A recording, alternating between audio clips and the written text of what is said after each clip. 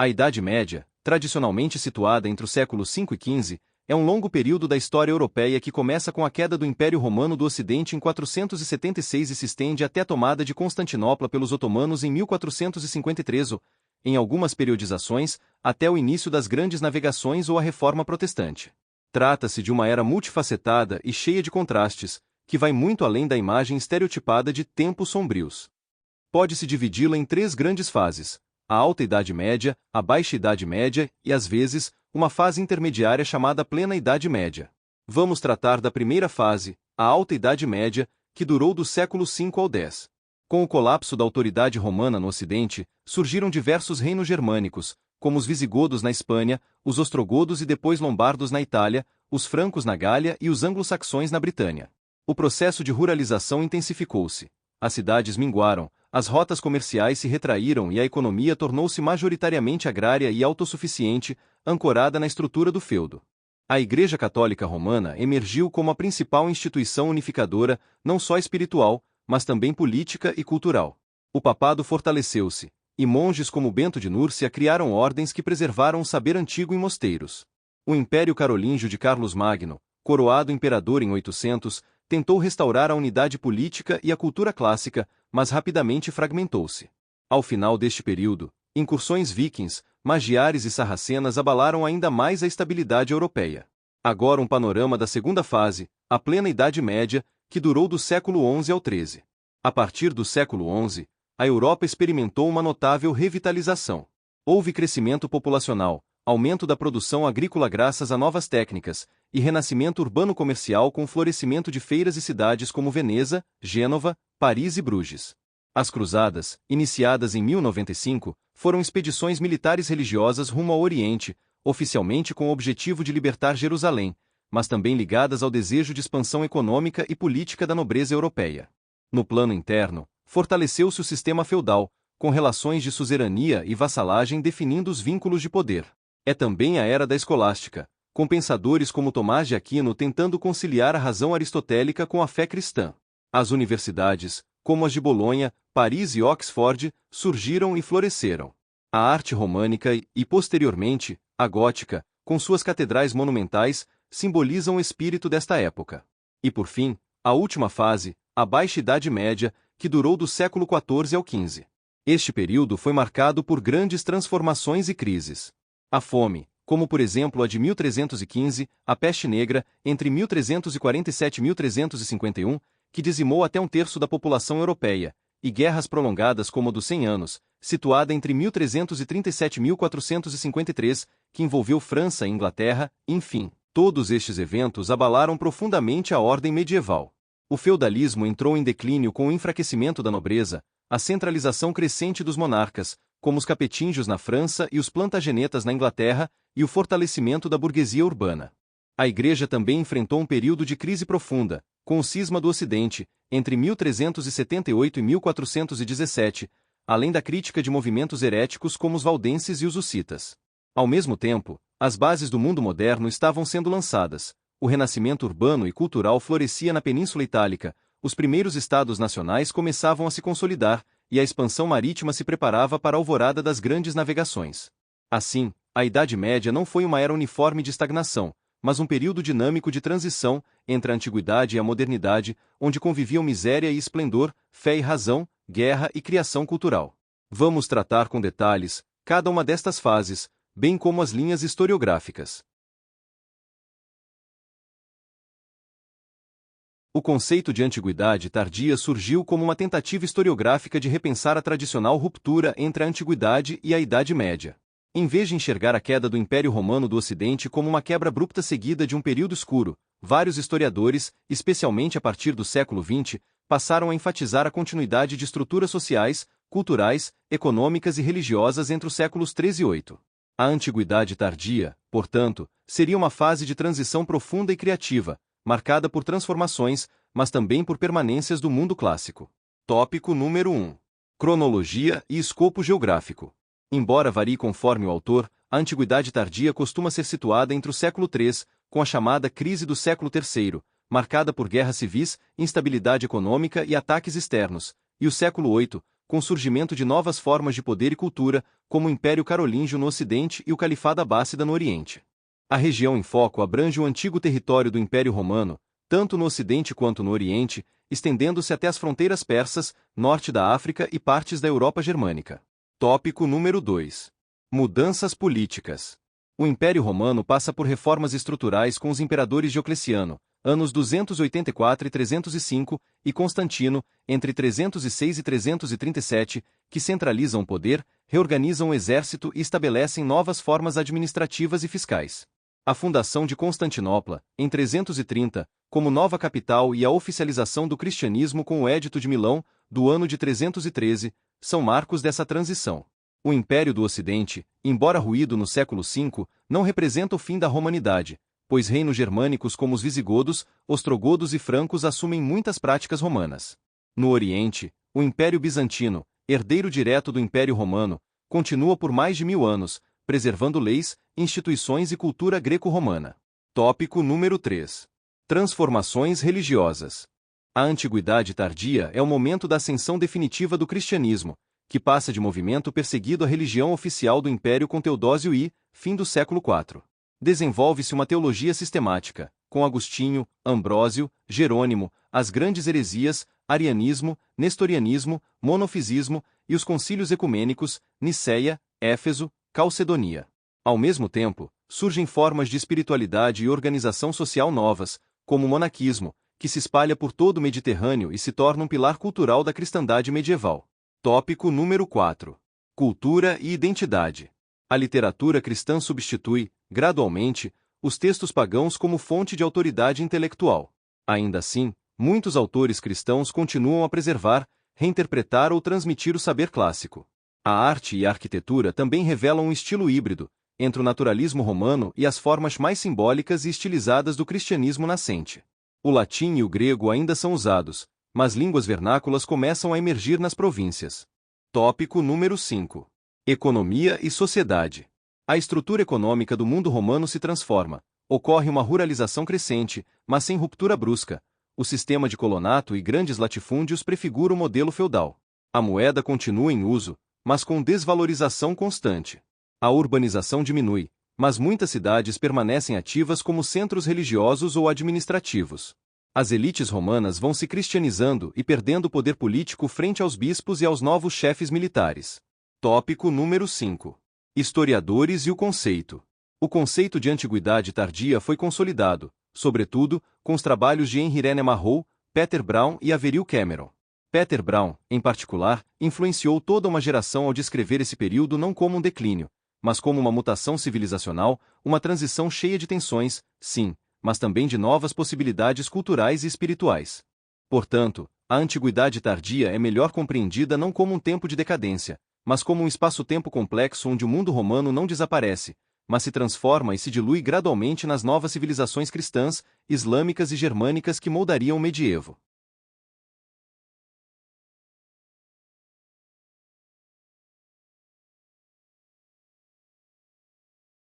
A abordagem historiográfica da Idade Média sofreu profundas transformações ao longo dos séculos.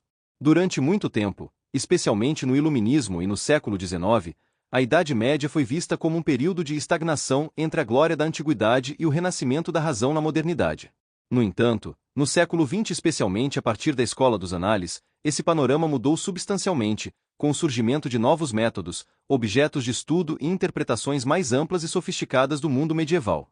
Abaixo, segue um panorama das principais correntes historiográficas que se debruçaram sobre o período, com seus respectivos expoentes. Vamos tratar da historiografia iluminista e do século XIX. Durante o Iluminismo, pensadores como Voltaire e Edward Gibbon trataram a Idade Média como um período de obscurantismo religioso e irracionalidade, em oposição à luz da razão clássica e moderna. Gibbon, em A História do Declínio e Queda do Império Romano, finalizado em 1789, interpretou a ascensão do cristianismo como uma das causas da decadência romana. Já no século XIX, com o romantismo, houve uma revalorização do passado medieval, sobretudo no plano cultural e nacionalista, como na Alemanha, onde a Idade Média era vista como berço da alma germânica. Temos a escola positivista e erudita, desenvolvida no final do século XIX e início do XX. Essa vertente valorizava a crítica documental, a edição de fontes e a erudição filológica. A Idade Média passou a ser vista com mais rigor acadêmico, especialmente nos estudos da Igreja, do direito e da cronologia política. Os grandes nomes dessa vertente incluem Leopold von Ranke, pai da historiografia científica moderna, focou-se na política e nas elites. Jules Michelet, um dos primeiros a usar o termo Renascença em contraposição à Idade das Trevas, embora também romantizasse o povo medieval. Temos também a Escola dos Análises, já do século XX. A partir da França, historiadores como Marc Bloch e Lucien Febvre propuseram uma abordagem mais ampla, integrando economia, sociedade, cultura e mentalidades. A Idade Média foi reinterpretada não como um tempo uniforme de decadência, mas como um período complexo, com ritmos lentos e estruturas profundas. Marc Bloch, em A Sociedade Feudal, revolucionou o estudo da organização social, focando-se não apenas em nobres e reis, mas em camponeses, servos e os vínculos pessoais que estruturavam o poder. Outros expoentes desta corrente, Georges Dube, com obras como O Tempo das Catedrais e Os Três Ordens, analisou a sociedade e as mentalidades da plena Idade Média. Jacques Le Goff, um dos maiores medievistas do século XX, trabalhou temas como o imaginário religioso, o tempo medieval e as raízes da racionalidade moderna. Em A Civilização do Ocidente Medieval, defendeu a ideia de uma longa Idade Média que chega até o século XVI. Emmanuel Leroy Ladurie estudou microhistórias, como no famoso Montaillot, que reconstrói a vida de um vilarejo herege nos Pirineus com base nos registros da Inquisição. Temos também a corrente historiográfica anglo-americana. A tradição britânica e americana centrou-se, por muito tempo, nos aspectos políticos e institucionais, mas com o tempo abriu-se a novas abordagens. Entre os principais nomes, Richard Southern, em A Formação da Idade Média, ofereceu uma visão sintética e reflexiva sobre a cultura e os valores do mundo medieval europeu. Robert Bartlett, com obras como A Formação da Europa, discutiu a expansão da cristandade e a europeização da periferia a partir do século XI. Caroline Walker Bynum destacou-se no estudo da religiosidade e da corporeidade feminina na Idade Média tardia. Rua W. Southern e David Knowles, profundamente ligados ao estudo das instituições eclesiásticas e do monaquismo. Temos também as correntes marxistas. Enfatizaram a luta de classes e os sistemas de produção. A Idade Média foi lida como o tempo do modo de produção feudal, com destaque para a transição do escravismo romano à servidão medieval e depois a crise do feudalismo. Entre os principais expoentes estão Rodney Hilton. Estudou revoltas camponesas e relações de produção. Maurice Dobb, embora mais centrado na economia moderna, influenciou o debate sobre a transição do feudalismo ao capitalismo. Perry Anderson, em Transições da Antiguidade ao Feudalismo, propôs uma interpretação globalizante das transformações estruturais da época. Além destas correntes já abordadas, temos também a historiografia recente e as de abordagens culturais. No final do século XX e início do século XXI, a historiografia medieval tornou-se ainda mais diversificada, acolhendo temas como gênero, sexualidade, alteridade religiosa, judeus, muçulmanos, corporalidade, memória e cultura visual. Patrick Geary trabalhou com identidade, memória e etnicidade na Antiguidade Tardia e Alta Idade Média. Chris Wickham, em Quadros da Idade Média, combinou análise econômica e política em uma síntese renovada da Alta Idade Média. Conclusão: a historiografia medieval evoluiu de um paradigma de decadência e ignorância para uma visão rica e plural, que reconhece a Idade Média como uma época criadora de instituições duradouras, formas culturais originais e experiências humanas profundas. Hoje, o período é estudado com uma multiplicidade de lentes, econômicas, sociais, religiosas, culturais, e numa perspectiva cada vez mais global, integrando o mundo bizantino, islâmico e africano.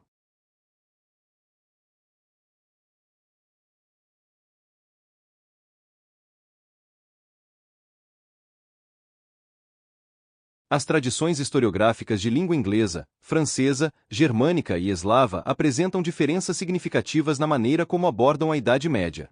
Essas distinções não são absolutas, mas refletem prioridades temáticas, metodologias, contextos ideológicos e até heranças culturais de cada espaço nacional ou linguístico. Abaixo, exponho essas tradições de forma comparativa, destacando seus enfoques dominantes, paradigmas teóricos e contribuições notáveis. Vamos tratar inicialmente da tradição francesa, que interpreta a Idade Média como laboratório das estruturas sociais e culturais.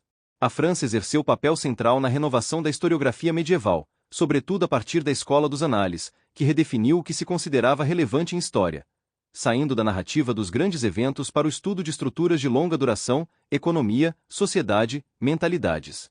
Os medievistas franceses enfatizaram temas como feudalismo, religiosidade popular, cultura simbólica e imaginário social.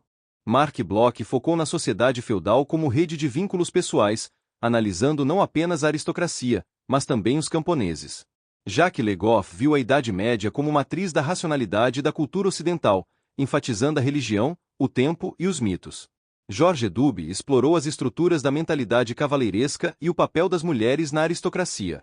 A tradição francesa valoriza a microhistória, a interdisciplinaridade com a antropologia e uma leitura simbólica dos documentos. O mundo medieval é visto não como um intervalo, mas como um campo de criação cultural autônomo e vital. Agora, vamos tratar da tradição de língua inglesa, que tem foco institucional, político e pragmático. A historiografia medieval anglófona, particularmente britânica e norte-americana, tende a ser mais pragmática e empirista, centrando-se por muito tempo em instituições políticas, administrativas e jurídicas, reis, parlamentos, igrejas, feudos, leis. Os historiadores anglo-americanos desenvolveram um interesse forte por documentos administrativos e crônicas, com tendência à análise narrativa e factual, embora isso tenha se diversificado a partir do século XX. Richard Southern, em A Formação da Idade Média, combinou análise cultural com a biografia de grandes figuras religiosas. Robert Bartlett, em A Formação da Europa, destacou o processo de europeização da periferia cristã no século XII. Rosamond McKittery, que estudou a produção escrita no Império Carolíngio, enfatizando a cultura letrada. Caroline Bionun trouxe um olhar sofisticado sobre religião, gênero e corporeidade no final da Idade Média. A tradição anglófona tem uma forte vocação interdisciplinar, aberta à teoria social, mas mantendo uma atenção meticulosa à análise documental e institucional. Agora vamos tratar da tradição germânica, que tem o foco erudição filológica, sistematicidade e historicismo. A tradição alemã, desde o século XIX, se destacou por seu rigor filológico, sistematização das fontes e forte ancoragem no historicismo. Os historiadores germânicos tenderam a estudar a Idade Média com foco na formação do Estado, do direito, da Igreja e da cultura teológica, frequentemente em moldes estruturantes, buscando leis do desenvolvimento histórico. A edição crítica de fontes, como nas séries História Germânica Monumental, reflete a obsessão germânica pela precisão textual. Otto Brunner reformulou a análise das relações de poder a partir do conceito de ordem pré-estatal. A tradição germânica valorizou o estudo da teologia escolástica, da política imperial, no Sacro Império, da reforma gregoriana e das tensões entre império e papado. O foco recai, muitas vezes, sobre a construção do espaço germânico como eixo da civilização europeia medieval, o que, em certos momentos, serviu a interpretações nacionalistas, sobretudo no século XIX. Após 1945, essa historiografia passou por profunda revisão crítica. Por fim, vamos tratar da tradição eslava, com centralidade do cristianismo oriental, império e identidade étnica. Nos países eslavos, Rússia, Ucrânia, Polônia, Sérvia, Bulgária, etc., a historiografia medieval se desenvolveu em contextos muito distintos dos ocidentais, com ênfase no cristianismo ortodoxo, na herança bizantina, na identidade eslava e nas estruturas imperiais, Império Russo, Império Austro-Húngaro, União Soviética. A Idade Média é frequentemente estudada em relação à formação das nações, à expansão religiosa e à resistência ao Ocidente Latino ou ao Islã otomano. Na Rússia, a historiografia se concentrou em torno da cristianização da Rússia de Kiev, século X, da relação com Bizâncio e da resistência aos tártaros. A tradição soviética, influenciada pelo marxismo, interpretou a Idade Média em termos de modos de produção e luta de classes, identificando o feudalismo oriental como uma etapa própria. Na Polônia e nos Balcãs, os estudos enfatizaram o papel da Igreja, das ordens militares e da resistência ao avanço otomano. A escola sérvia, por exemplo, destacou o império de Stefan Duan e a cultura monástica ortodoxa, muitas vezes em chave de identidade nacional. Essa tradição tende a ver o medievo como berço da cultura nacional eslava, valorizando a literatura geográfica, as crônicas bizantinas e o legado do cristianismo ortodoxo. Uma síntese comparativa pode ser feita da seguinte forma: tradição francesa. Enfoque nas mentalidades, no simbolismo e no feudalismo. Características metodológicas pautadas na interdisciplinaridade, na antropologia e na longa duração. Tradição inglesa. Enfoque nas instituições, na cultura escrita e no pragmatismo. Características metodológicas pautadas no empirismo, nas fontes administrativas e na cultura política. Tradição germânica. Enfoque na teologia, no império e no direito. Características metodológicas pautadas na erudição filológica, no historicismo e na sistematização. Tradição eslava. Enfoque na ortodoxia, na identidade nacional e em Bizâncio. Características metodológicas com ênfase religiosa e étnica, além da influência do marxismo. Cada uma dessas tradições oferece contribuições únicas à compreensão do mundo medieval. A historiografia contemporânea, por sua vez, tende a ser mais híbrida, transnacional e crítica, promovendo diálogo entre essas vertentes e superando fronteiras disciplinares e nacionais.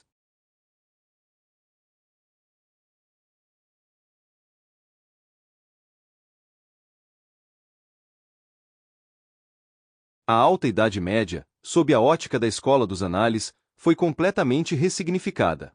Em vez de ser apresentada como um período de regressão ou obscurantismo, os historiadores dessa corrente a compreenderam como uma época de transformações lentas e estruturais, que moldaram as bases do mundo europeu medieval.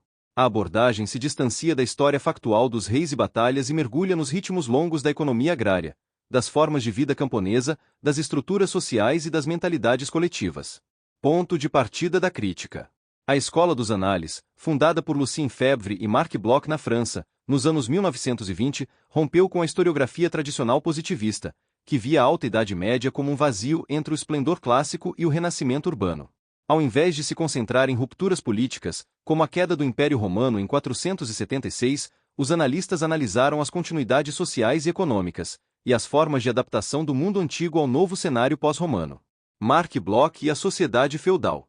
Em A Sociedade Feudal, publicado em 1940, Marc Bloch reformulou a compreensão da Alta Idade Média a partir do conceito de feudalismo como um sistema social orgânico, com raízes tanto na romanidade quanto nas estruturas germânicas.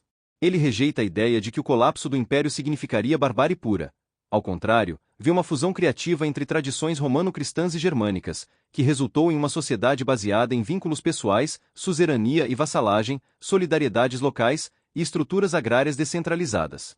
Bloch analisou o papel da terra como base de poder e recurso econômico, a religião como linguagem social e instrumento de coesão comunitária, a lentidão das transformações e a importância do costume, da oralidade e da memória coletiva. Georges Duby e a lógica camponesa. Georges Duby, discípulo de Bloch, levou adiante essa abordagem com ainda mais ênfase na história social e econômica. Em obras como Economia Rural e Vida Rural no Ocidente Medieval e Os Três Ordens ou Imaginário do Feudalismo, Duby apresentou a Alta Idade Média como um período marcado por ritmos lentos, por uma economia essencialmente agrária e local, e pela emergência de novas formas de organização social. No clássico O Ano 1000 e também em O Cavaleiro, a Mulher e o Padre, Duby revelou como o campo se tornou o centro da vida europeia, em detrimento das cidades. A formação gradual da classe senhorial, que passou a controlar as aldeias por meio da imposição de rendas e deveres, mais pela dominação simbólica do que militar. A transformação das estruturas familiares, do matrimônio e da sexualidade, áreas antes negligenciadas pela historiografia tradicional. Jacques Le Goff e a longa duração simbólica. Jacques Le Goff acrescentou à análise uma dimensão ainda mais cultural e simbólica. Para ele, a Alta Idade Média é parte de uma longa Idade Média, que se estenderia até o século XVI. Le Goff se concentrou nas representações do tempo, no imaginário cristão do além, como no seu nascimento do purgatório, e nas práticas religiosas populares. Ele enfatizou que, na Alta Idade Média, a visão de mundo era profundamente cristã, simbólica, cíclica e teocêntrica. O tempo era litúrgico, ligado à natureza e à eternidade, não linear como na modernidade. A Igreja ocupava não só uma posição doutrinária, mas organizava o tempo, o espaço e o sentido da vida coletiva. Contribuições metodológicas. A Escola dos Análises abordou a Alta Idade Média com uma metodologia que inclui a interdisciplinaridade, uso de arqueologia, climatologia, antropologia, a microhistória e a história regional, exemplos, análises de vilarejos, senhorialização local, a recusa da cronologia rígida, em favor de ritmos múltiplos, tempo curto, médio e longo. A valorização dos modos de vida, das representações mentais e da religiosidade popular. Conclusão. Para a Escola dos Análises, a Alta Idade Média não é um abismo entre duas eras, mas uma matriz profunda e orgânica do mundo europeu, onde novas formas de poder, economia, sociabilidade e religiosidade emergem lentamente, em camadas. Trata-se de um tempo de cristalizações, onde os ritmos do solo, do costume e do sagrado moldaram por séculos a civilização ocidental. Em vez da queda, vê-se ali um nascimento.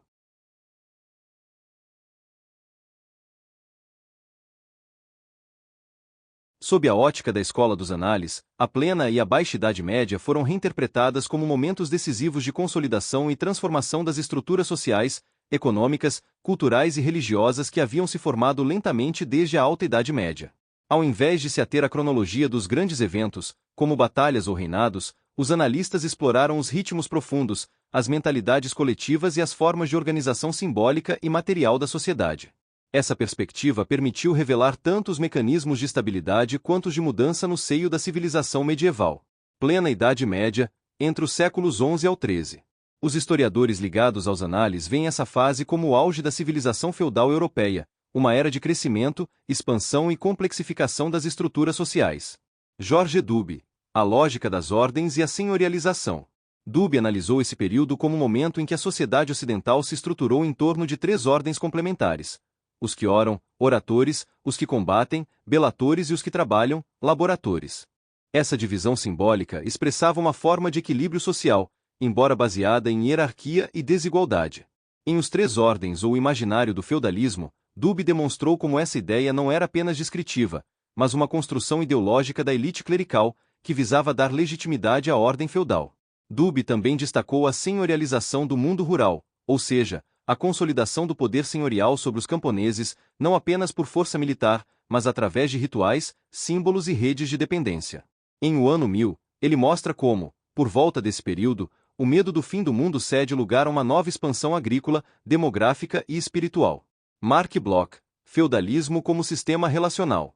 Bloch via o feudalismo não como uma estrutura rígida de exploração, mas como uma rede de relações pessoais entre senhores e vassalos, constituída por rituais, juramentos e vínculos de fidelidade. A Plena Idade Média seria o momento de maior vigor desse modelo, com a consolidação das castas guerreiras e o fortalecimento da nobreza rural. Expansão e reorganização do espaço. Os analistas estudaram também a expansão europeia nesse período, seja por meio das cruzadas, da reconquista ibérica ou da colonização agrária do leste europeu, como expressão de uma sociedade em transformação. Eles observaram os modos como o espaço era sacralizado, compartimentado e organizado em torno de centros religiosos, castelos e mercados. Religiosidade e tempo. Jacques Le Goff enfatizou a importância da religiosidade popular e dos mecanismos simbólicos que ligavam céu e terra. A Igreja, segundo ele, organizou o tempo, através do calendário litúrgico, a imaginação, através do purgatório e do inferno, e a própria identidade dos homens medievais.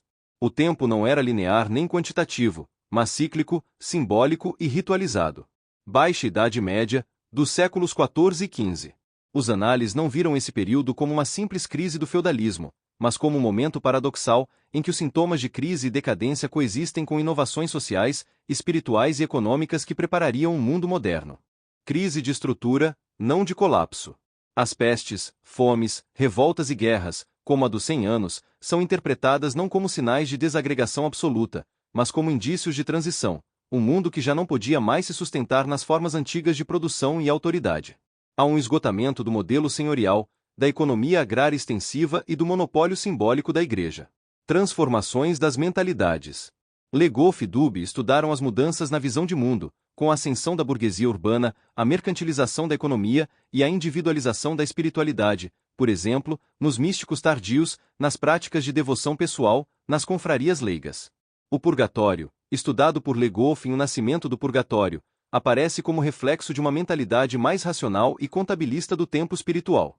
Tempo, trabalho e dinheiro. A Baixa Idade Média marca, para Le Goff, o início da valorização do tempo como medida produtiva, algo que a Igreja resistia em aceitar. O tempo dos mercadores e banqueiros começa a entrar em conflito com o tempo litúrgico. Surge, nesse momento, uma tensão entre o mundo da usura e o mundo do lucro legítimo, preparando o campo para a ética econômica moderna. A Longa Idade Média. Le Goff propôs a ideia de uma Longa Idade Média, que ultrapassa 1453 ou 1492 e adentra o século XVI. Isso porque muitas estruturas mentais, sociais e econômicas continuaram ativas por muito tempo. A transição para a modernidade seria, assim, um processo lento e entrelaçado, e não um rompimento brusco. Conclusão. Para a escola dos análises, a plena e a baixa Idade Média não são vistas em chave de apogeu e declínio, mas como momentos articulados de consolidação e transformação de uma civilização profundamente enraizada em ritmos agrários, simbolismos religiosos e estruturas sociais personalistas. A plena Idade Média simboliza o apogeu do mundo feudal, enquanto a baixa Idade Média marca o início de seu desdobramento e da gestação do que viria a ser o mundo moderno. A história, nesse modelo, não é uma sucessão de eventos, mas um tecido vivo de estruturas e mentalidades que se entrelaçam no tempo longo.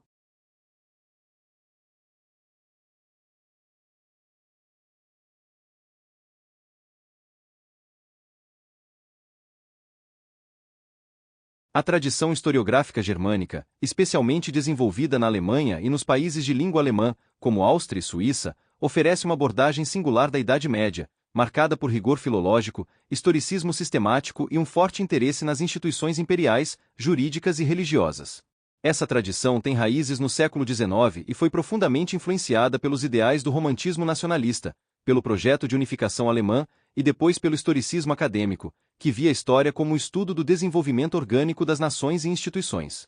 A seguir, exploro como essa tradição interpreta os três grandes momentos da Idade Média, alta, plena e baixa, e quais são seus traços metodológicos e temáticos centrais.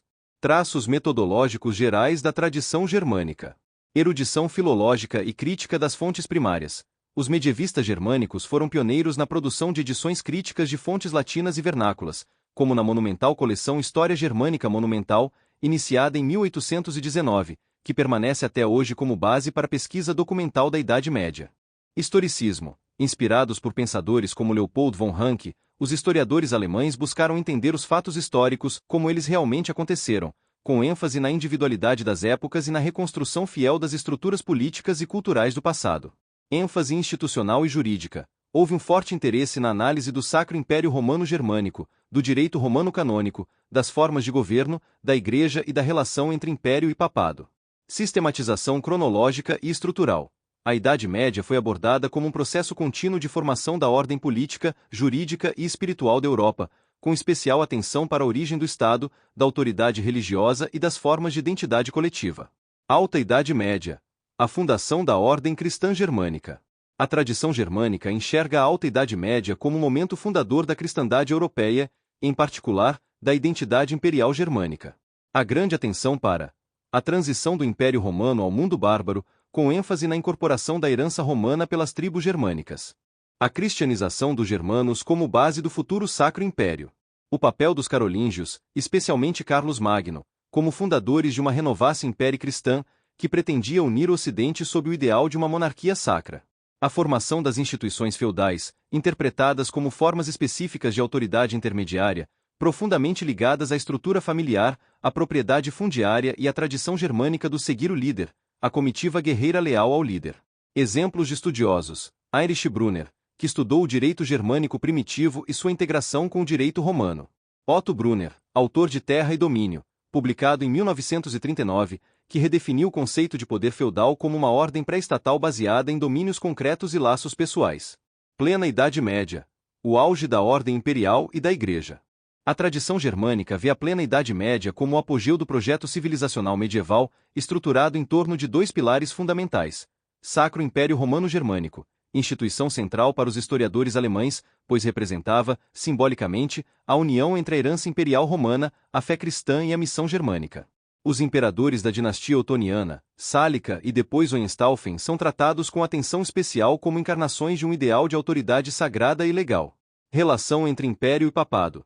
Este período foi interpretado como palco da luta das investiduras, central para entender a separação e tensão entre poder espiritual e temporal. Os estudiosos germânicos viam este embate como momento decisivo da construção do Ocidente. Há também o interesse na codificação do direito canônico e sua aplicação nas instituições eclesiásticas. Consolidação dos principados territoriais germânicos, que preparariam a descentralização futura do Reich. Desenvolvimento das universidades e da escolástica, vistos como centros de racionalização da fé e do saber. Baixa Idade Média. Fragmentação e transição imperial. A tradição germânica vê a Baixa Idade Média como um período de transição e crise, mas não necessariamente de decadência. Enfatiza-se a fragmentação do poder imperial e o fortalecimento dos territórios principescos e cidades livres, fenômeno que deu à Alemanha medieval seu caráter descentralizado. O império ainda é visto como guardião de uma legitimidade sacral, mas cada vez mais afastado da realidade política concreta. Há estudos sobre o papado tardomedieval, os concílios e as tensões internas da Igreja, assim como o surgimento de movimentos heréticos, reformas religiosas internas e os presságios da Reforma Protestante. O pensamento jurídico e político, como em Marcílio de Pádua ou Nicolau de Cusa, começa a ser considerado, por alguns, como precursores da modernidade. Em termos metodológicos, mesmo nas abordagens mais recentes, continua a haver grande atenção à erudição documental e à reconstrução estrutural das instituições, embora, desde o pós-guerra, a historiografia germânica tenha se renovado profundamente, incorporando elementos das ciências sociais, da história cultural e da microhistória. Revisão crítica no pós-guerra. Após 1945, com o trauma do nacionalsocialismo, muitos historiadores alemães abandonaram o romantismo imperial e passaram a adotar uma visão mais crítica e desideologizada da Idade Média. Ainda assim, mantiveram um compromisso com a erudição e sistematicidade. Autores como Gerd Althoff, que renovou o estudo das relações de poder e rituais na corte imperial. Hagen Keller, com contribuições sobre a construção das identidades políticas medievais. Horst Fuhrmann, que estudou as reformas eclesiásticas e a ideologia do império. Conclusão. A tradição germânica interpreta a Idade Média como o coração institucional, religioso e simbólico da civilização europeia ocidental, com ênfase no papel central da Alemanha como herdeira do Império Romano Cristão. Longe de reduzi-la a uma época obscura, os historiadores alemães construíram uma narrativa de continuidade, estrutura e ordem, voltada para o estudo das formas de dominação, do direito, da religião e da autoridade legítima. Trata-se de uma abordagem profundamente estruturada, com traços eruditos e jurídicos, que conferiu à Idade Média um papel fundacional na formação da Europa e do espírito germânico.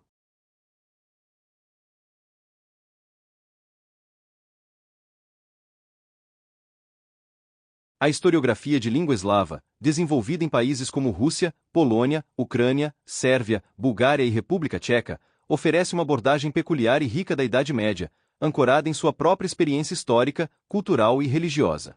Enquanto as tradições ocidentais frequentemente focam na herança romano-latina, na construção do feudalismo e nas estruturas imperiais germânicas ou eclesiásticas romanas, a tradição eslava parte de outras premissas.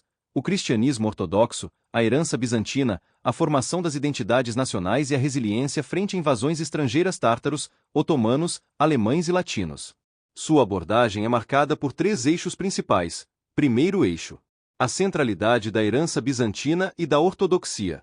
Para os eslavos orientais e balcânicos, o período medieval é inseparável da influência do Império Bizantino, não apenas como poder político, mas como modelo espiritual, cultural e civilizacional. A conversão ao cristianismo pelo rito bizantino, como ocorreu com a Rússia de Kiev em 988, é interpretada como marco fundacional da civilização eslava medieval. A historiografia eslava valoriza profundamente a missão dos irmãos Cirilo e Metódio, que criaram o alfabeto glagolítico e depois o cirílico, permitindo a liturgia em eslavônico e a construção de uma cultura escrita autônoma. O papel da Igreja Ortodoxa como guardiã da identidade espiritual, especialmente nas regiões sob domínio muçulmano ou latino. A ideia da Terceira Roma, Moscou, concebida após a queda de Constantinopla, segundo a qual Moscou seria o novo centro espiritual da ortodoxia cristã e herdeira da missão imperial bizantina. Essa ótica se distancia da narrativa latina de uma Idade Média comum europeia e afirma uma trajetória autônoma e espiritualmente superior, com forte ênfase na sacralidade da autoridade, cesaropapismo, e na resistência contra a heresia ocidental, catolicismo e protestantismo. Eixo número 2. A Idade Média como berço das identidades nacionais eslavas. A historiografia eslava frequentemente conecta o medievo à origem dos povos e estados modernos. Isso vale tanto para os eslavos orientais quanto para os ocidentais e do sul. Na Rússia, a figura de Vladimir de Kiev, a cristianização e a formação da Rus são vistas como pilares da história nacional. A invasão mongol, do século XIII, e a resistência do Principado de Moscou são tratados como momentos de prova espiritual e política. Há uma leitura contínua do Império Czarista como herdeiro legítimo da Rus medieval.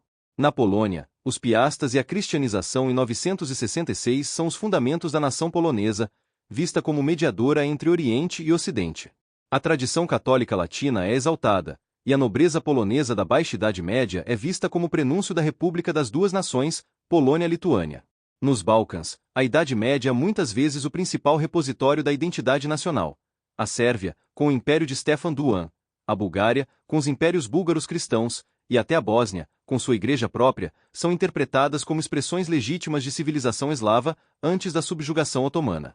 Assim, há um profundo vínculo entre medievalismo e construção da memória nacional. Reis, batalhas e mártires medievais, como São Sava na Sérvia ou Aleksandr Nevsky na Rússia, são cultuados como símbolos fundadores. Eixo número 3. Influência do marxismo e da historiografia soviética. Durante o século XX, especialmente no bloco socialista, a historiografia medieval foi fortemente influenciada pelo marxismo histórico, embora com adaptações locais. A Idade Média foi interpretada à luz dos modos de produção, da luta de classes e da transição para o feudalismo, de forma semelhante à historiografia ocidental marxista, mas com maior peso ideológico. Os historiadores soviéticos estabeleceram categorias como feudalismo oriental, um modelo diferente do feudalismo ocidental, com maior peso do Estado e menor autonomia da nobreza, além de um campesinato menos juridicamente livre. A valorização das formas coletivas de trabalho agrícola. A crítica às estruturas eclesiásticas como reprodutoras da dominação ideológica. A Idade Média era vista como uma etapa histórica necessária, mas marcada por exploração, religiosidade supersticiosa e atraso técnico. Contudo, as figuras heroicas, como os príncipes que resistiram aos tártaros, eram exaltadas em chave nacionalista e anti-ocidental. Exemplos de historiadores e temas relevantes. Boris Rybakov, importante arqueólogo e historiador soviético, estudou a cultura material e a organização agrária da Rus. Dmitry Obolensky, russo emigrado, estudou a comunidade de Bizantino-Eslava, uma rede cultural formada em torno de Bizâncio e seus povos convertidos. Simeon Radeu e Vasil Zlatarsky, na Bulgária, trabalharam a fundação e o esplendor dos impérios búlgaros medievais. Tadeusz Manteufel, da Polônia, propôs síntese sobre a formação do Estado polonês e a integração com a cristandade ocidental. Conclusão. A historiografia de língua eslava interpreta a Idade Média de maneira fortemente identitária, espiritual e geopolítica. Longe de ver o período como obscuro, ela o considera o berço das culturas eslavas, o tempo da conversão cristã, da formação dos alfabetos, das monarquias sagradas e da resistência civilizacional ao Ocidente latino e ao Oriente muçulmano. Mesmo com as camadas marxistas do século XX, o núcleo simbólico permanece. O medievo é o solo profundo onde repousa a alma eslava, seja russa, polonesa, sérvia ou búlgara.